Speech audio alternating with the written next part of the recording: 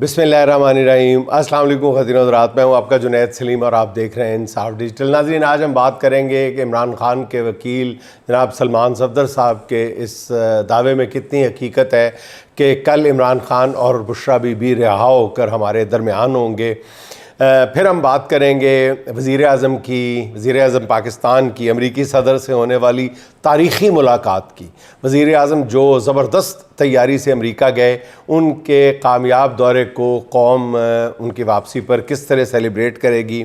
Justice Tariq Jahangiri वाले मामले पर ताज़ा पेशरफ्त क्या है। 27वीं तरमीम से पहले किस तरह आइनी पेचीदगियाँ दूर करने की कोशिश हो रही है। पेशावर जलसा किस तरह हुक्मरानों के लिए हर गुज़रते लम्हे के साथ साथ परेशानी का बायस बनता चला जा रहा है, इस पर बात करेंगे। सनम जावेद की बहन फलक जावेद किसकी हिरासत में है और उनको अदालत में क्यों नहीं पेश किया जा रहा। मगर पहले जिक्र हो जाए इमरान खान के ख़िलाफ़ तोशाखाना 2 केस की। आज भी जेल में समाअत थी। आज इमरान खान के वकाला ने मज़ीद 2 सरकारी गवाहान पर जरा की। आज की समाअत के दौरान इमरान खान ने जज शाहरुख अर्जुमन से कहा कि अगर बैरिस्टर सलमान अकरम को अदालत में आने की इजाज़त नहीं दी जाती तो वो केस से अलग हो जाएंगे, जिस पर जज साहब ने अपने रीडर को फौरी तौर पर भेजकर सलमान अकरम राजा को अदालत तक रसाई दी। समाअत के बाद मीडिया से गुफ्तगू करते हुए अलीमा खान ने बताया कि इमरान खान वादी तीरा में होने वाली शहादतों पर बहुत मग़मूम थे। इमरान खान ने 27 सितंबर के जलसे की भरपूर तैयारियों का हुक्म दिया। आज बैरिस्टर सैफ ने इमरान खान से मुलाकात की। इमरान खान ने उनके ज़रिए अली अमीन गंडापुर को कुछ हिदायत भी दी हैं। कल नाज़रीन अलकादर ट्रस्ट केस में सज़ा मुअत्तली का केस है लगा हुआ।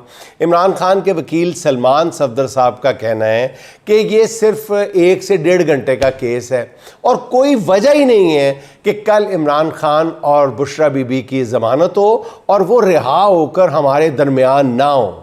अब ये बहुत बड़ी बात कह दी है सलमान सफदर साहब ने। मैंने तो सलमान सफदर साहब को फ़ोन करके कहा कि आपने तो इस मुल्क में कानून की जो पासदारी करने वाले लोग हैं या पीटीआई के जो हामी हैं, उनके लिए आपने उम्मीद का दिया नहीं, उम्मीद का सूरज जला दिया है।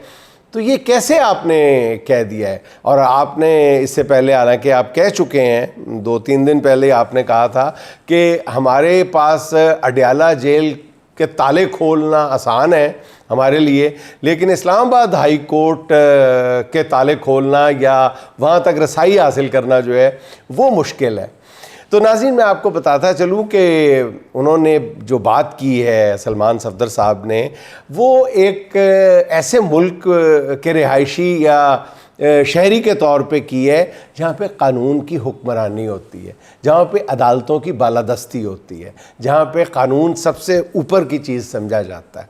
ये सलमान सफदर साहब ने कहा है कि मैंने तो उस की बात की है कि अगर ये होता है तो फिर, क्योंकि कानून की किसी किताब में नहीं लिखा हुआ कि कल ज़मानत ना हो, और कानून की किसी किताब में ये नहीं लिखा हुआ कि कल ज़मानत होने के बाद इमरान खान और बुशरा बीबी को मज़ीद 1 मिनट भी जेल में रखा जा सके। लेकिन ऐसा नहीं होगा। ये एक आइडियल सिचुएशन है, वही बात कि जहाँ पे कानून की हुक्मरानी है। इस वतन अज़ीज़ में कानून की कितनी हुक्मरानी है ये बच्चा बच्चा जानता है। तो नाज़रीन, आसार बता रहे हैं कि पहले तो इमरान खान को तोशाखाना 2 केस में सज़ा दिलवाई जाएगी, फिर अलकादर ट्रस्ट केस में कहीं जाकर सज़ा मुअत्तल होगी।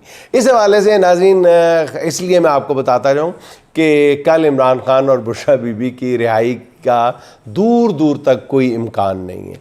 इस हवाले से ख़बर है कि GHQ हमला केस में इस्लामाबाद हाई कोर्ट के जस्टिस इनाम अमीन मिन्हास के भाई अकरम अमीन मिन्हास को इमरान खान के ख़िलाफ़ प्रोसिक्यूटर तैनात कर दिया गया। इमरान खान की तोशाखाना केस में बर्रियत की दरख्वास्तें जस्टिस इनाम के पास पेंडिंग है। 7 माह से समाअत नहीं हो सकी। जस्टिस इनाम ने तहरीक इंसाफ की केस से अलग होने की दरख्वास्त भी मुस्तरद कर दी थी। वज़ीर-ए-आज़म, नाज़रीन, अगली खबर जिसका मैं ख़ास तौर पर जिक्र करना चाहता हूँ, वो खुशी के शादियाने बजाए जा रहे हैं और बजाए भी जाने चाहिए। वज़ीर-ए-आज़म इस्लामी जमहूरिया पाकिस्तान मियाँ मोहम्मद शहबाज शरीफ साहब और नायब वज़ीर-ए-आज़म जनाब इसहाक़ डार की अमरीकी सदर डोनाल्ड ट्रंप के साथ तफसीली मुलाकात हुई है। सदर ट्रंप के दूसरी बार सदर मुंतखब होने के बाद पहली बार उनका जनाब शहबाज शरीफ से आमना सामना हुआ है। हमारे दबंग वज़ीर आज़म ने अमरीकी सदर पे वाज़े कर दिया है कि पाकिस्तान अपनी हमीयत और गैरत का सौदा नहीं करेगा। उन्होंने दो टोक अंदाज में अमरीकी सदर को बता दिया कि पाकिस्तान दुनिया में कहीं भी जारियत को किसी भी शक्ल में बर्दाश्त नहीं करेगा। उन्होंने बता दिया कि पाकिस्तान गरीब ज़रूर है मगर गैरतमंद मुल्क है जो दूसरों के साथ बराबरी की सतह पर ताल्लुकात रखना चाहता है। जनाब शहबाज शरीफ साहब ने कहा अमरीकी सदर पर यह भी वाज़ेह कर दिया है कि जनाब अली वो जनूबी एशिया में किसी भी मुल्क को बतौर थानेदार कबूल नहीं करेंगे। हिंदुस्तान की बालादस्ती हमें कबूल नहीं है।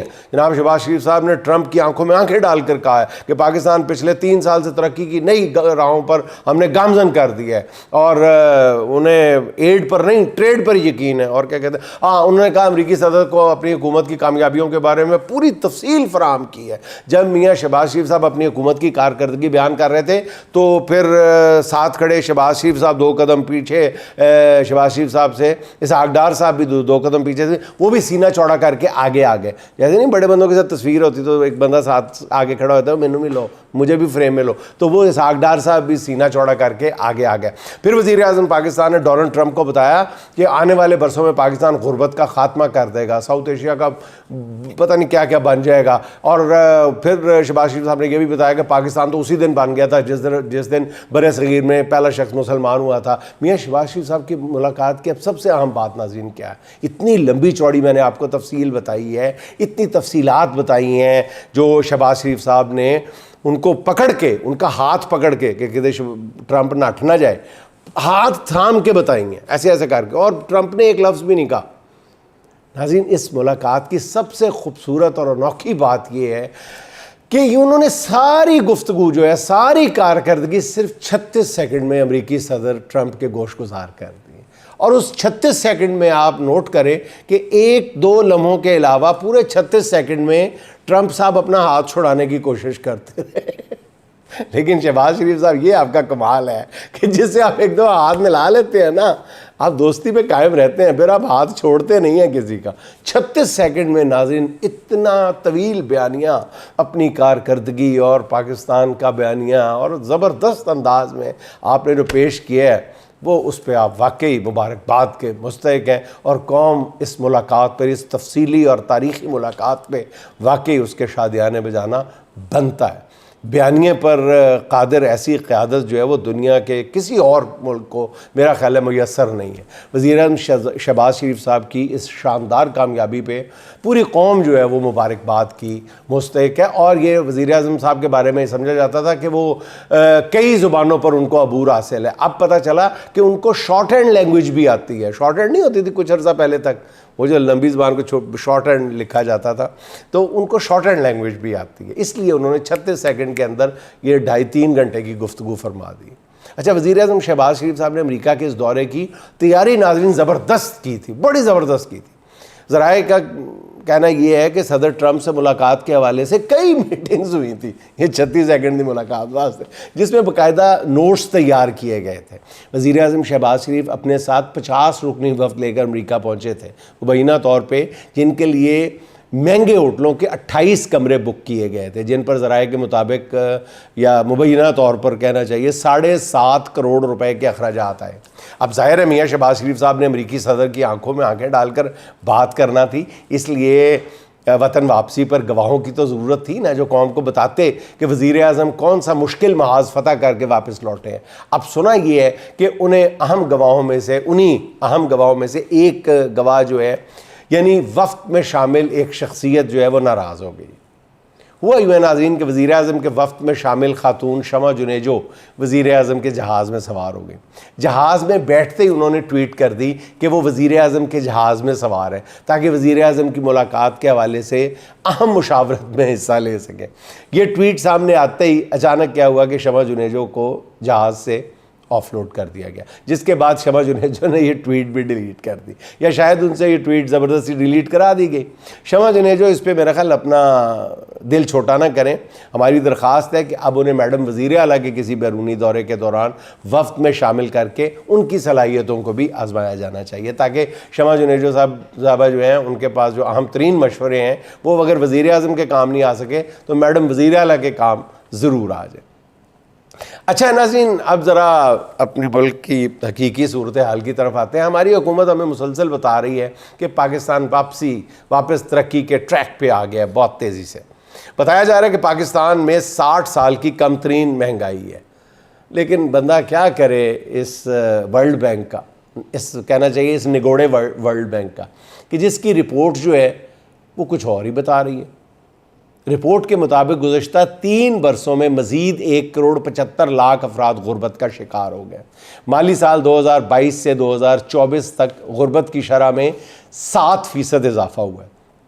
25 करोड़ में से 11.5 करोड़ लोग इंतहाई गुर्बत की ज़िंदगी गुजार रहे हैं। मौजूदा जो ग्रोथ मॉडल है वो गुर्बत में कमी लाने के लिए नाकाफ़ी है, नाकाम है। गुज़िश्ता बरस के दौरान पाकिस्तान में जो होने वाली गुर्बत है उसमें 7% इजाफा हुआ। मुल्क में 40% बच्चे ग़िज़ाई किल्लत का शिकार हैं और हमारे हुक्मरान बच्चों को सेब खिला खिला के तस्वीरें बनाते हैं। करोड़ों बच्चों के वालिदैन गुर्बत के बायस अपने बच्चों को प्राइमरी स्कूल भेजने की सकत नहीं रखते। एक तरफ हुक्मरानों के दावे हैं, दूसरी तरफ वर्ल्ड बैंक की रिपोर्ट है। अब बताएं किसकी माने किसकी ना माने। अच्छा नाज़रीन, तहरीक इंसाफ का जलसा हुक्मरानों को मुसलसल परेशान किए जा रहा है। पता नहीं क्या होना है उस जलसे में, हमसे ज़्यादा या जो वाकफ़ान हाल है उनसे ज़्यादा मेरा ख्याल हुकूमत को कोई ख़बर लग गई है, हुकूमत के हाथ, जो बहुत ज़्यादा परेशानी का इज़हार कर रही है। टांगे कांपने लग गई। हुकूमत को अजीब तरह के वसवसे उठ रहे हैं कि न जाने 27 सितंबर को क्या होने वाला है। इस जलसे को नाकाम बनाने के लिए पंजाब हुकूमत ने अभी से महाज संभाल लिया है। लाहौर में कल रात से छापों का सिलसिला शुरू कर दिया गया। गुज़िश्ता रात लाहौर में कम अज़ कम मेरा ख्याल 7-8 मकामात पर छापे मारे गए। जलसे के हवाले से PTI के अंदर भी गैर मुतवक्किल तौर पर बहुत ज़्यादा यकसुई पैदा हो गई है। काफ़ी अरसे बाद अली मीन गंडापुर भी पूरी तरह पार्टी लाइन पर अमल करते हुए आगे बढ़ रहे हैं। उनका कहना यह है कि हमारा मकसद इमरान खान की रिहाई है और 1 पॉइंट एजेंडा है। जलसे के ज़रिए पैगाम देंगे कि वो इमरान खान के साथ हैं और साथ रहेंगे। ज़राए का ये कहना है कि 27 सितंबर का जलसा ही अब PTI की आइंदा सियासत की राहें मुतय्यन करेगा। अगर जलसा तवक्को के मुताबिक कामयाब हो गया तो हुकूमत हर सूरत दबाव महसूस करेगी और बेपनाह दबाव महसूस करेगी। और नाज़रीन, ये वही वक्त होगा जब अंदरूने मुल्क इस दबाव का सामना होगा हुकूमत को, और बैरून मुल्क किसी और दबाव का सामना होगा। और सबसे अहम बात ये होगी कि क्या PTI जलसे के बाद यही मोमेंटम बरकरार रख पाती है या नहीं। अच्छा नाज़रीन, जस्टिस तारिक महमूद जहांगीरी के मामले में नई पेशरफ्त सामने आई है। जस्टिस जहांगीरी की डिग्री के हवाले से सिंध हाई कोर्ट में ज़ेर समाअत केस की समाअत जो है वो 5 रोज़ पहले मुकर्रर की गई थी। 5 रोज़ पहले मुकर्रर कर दी गई है, यानी जबकि इस केस की समाअत 30 सितंबर को होना थी। मगर इस्लामाबाद हाई कोर्ट के फ़ैसले के बाद सिंध हाई कोर्ट ने अचानक केस की समाअत 5 रोज़ पहले यानी कल के लिए मुकर्रर कर दी है, हैरत अंगेज़ तौर पर। अब कल की समाअत के दौरान कराची यूनिवर्सिटी जस्टिस जहांगीर की डिग्री के हवाले से रिपोर्ट जमा कराएगी, जो सब जानते हैं कि क्या जमा कराएगी। फ़िलहाल सिंध हाई कोर्ट ने जस्टिस जहांगीरी को काम करने से रोकने की दरख्वास्त पे हुक्म इम्तना दे रखा है। अब ज़राए का ये कहना है कि कल की समाअत के दौरान सिंध हाई कोर्ट ये हुक्म इम्तनाई वापस ले सकती है, यानी इस्लामाबाद के बाद सिंध हाई कोर्ट भी जस्टिस जहांगीरी को काम करने से रोकने का फ़ैसला दे सकती है। अगर ऐसा फ़ैसला आ गया तो उसे बुनियाद बनाकर फिर सुप्रीम जुडिशल कौंसिल भी जस्टिस जहांगीरी के ख़िलाफ़ फ़ैसला दे देगी। अब तो जस्टिस सरफराज डोगर भी जुडिशल कौंसिल के माशाल्लाह रुकन बन चुके हैं। अब जस्टिस जहांगीरी के मामले में सुप्रीम कोर्ट आधे घंटे में फ़ैसला कर सकती है, मगर चीफ़ जस्टिस याहिया अफरीदी जो हैं वो 5 जजेस की दरख्वास्त को इल्तवा में रख कर पूरा मौका फराहम कर रहे हैं कि जस्टिस जहांगीरी के ख़िलाफ़ केस में मज़ीद झूठे शवाहिद पेश किए जा सके या जमा किए जा सके, ताकि जस्टिस जहांगीरी के ख़िलाफ़ फ़ैसला देना उनके लिए आसान हो जाए। ख़दशा ये है कि इससे पहले कराची यूनिवर्सिटी से दबाव के तहत कोई फ़ैसला ले लिया जाएगा और उसी फ़ैसले पर सिंध हाई कोर्ट और फिर सुप्रीम जुडिशल कौंसिल फ़ैसला सुनाएगी।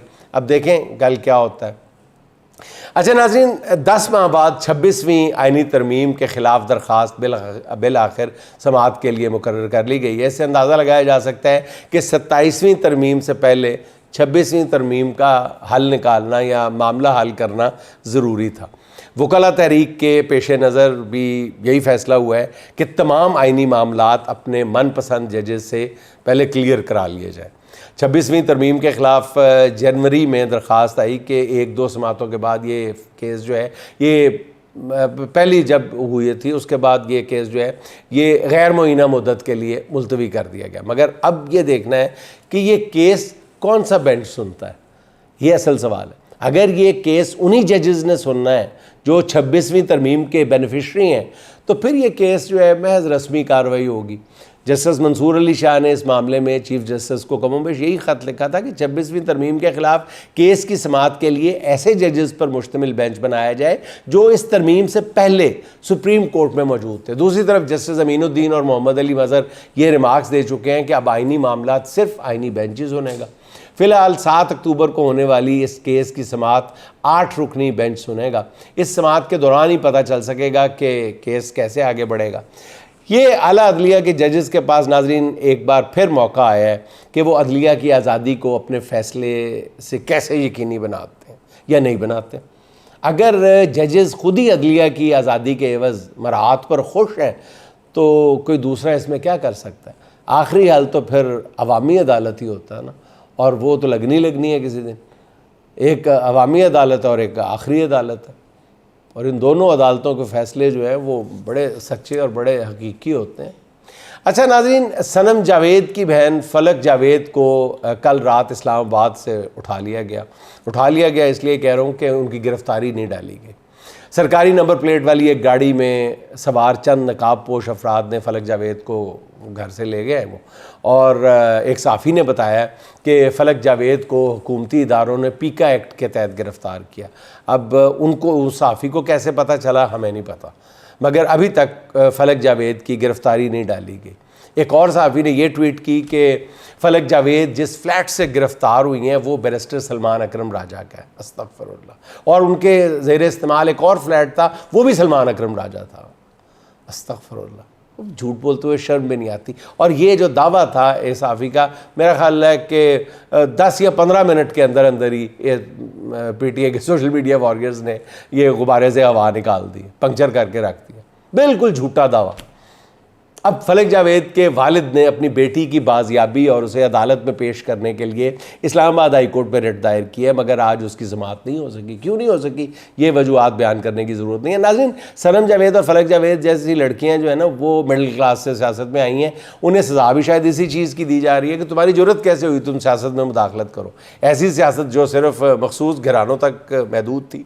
सनम जावेद और फलक जावेद के ख़िलाफ़ तमाम मिडिल क्लास ख़वातीन के लिए इसमें जो कार्रवाई हो रही है, इस वो मिडिल क्लास ख़वातीन के लिए उसमें एक पैगाम है कि ये सियासत ना तुम्हारे लिए है और ना ही तुम इसकी तरफ आने की कोशिश करना। लेकिन दूसरी बात ये है कि चले, हो सकता है कि फलक जावेद ने किसी ट्वीट में एहतियात का दामन हाथ से छोड़ दिया हो और गलत बात कर दी हो, लेकिन उनके ख़िलाफ़ और कार्रवाई भी बनती हो उनके ख़िलाफ़, लेकिन इस अंदाज़ में उठाए जाना और अदालत में एक दिन के बाद भी पेश ना किए जाना, ये कहाँ का इंसाफ है? ये क्या पैगाम दिया जा रहा है? आप कानूनी तरीके से जब आपको पता चल गया था कि फलक जावेद यहाँ पे मौजूद हैं, तो पुलिस के ज़रिए गिरफ़्तार करते, उनकी गिरफ़्तारी डालते, अगले रोज़ अदालत में पेश करते, केस अपना पेश करते, रिमांड हासिल करते। बड़ा आसान मामला था। इस मामले को क्यों इतना पेचीदा बना दिया गया? क्यों हम तुले हुए हैं कानून की हर मामले में देजियाँ उड़ाने पर? पर नाज़रीन, आखिर में असद अवान साहब के 2 चार अशार सुन लें। कोई भी खौफ नहीं है जहान वालों का, मैं क्या करूँगा मगर दरमियान वालों का। कोई भी खौफ नहीं है जहान वालों का, मैं क्या करूँगा मगर दरमियान वालों का। बिखर रही तमाज़त ज़ईफ़ सूरज की, बिखर रही तमाज़त ज़ईफ़ सूरज की, कोई इलाका नहीं साहिबान वालों का।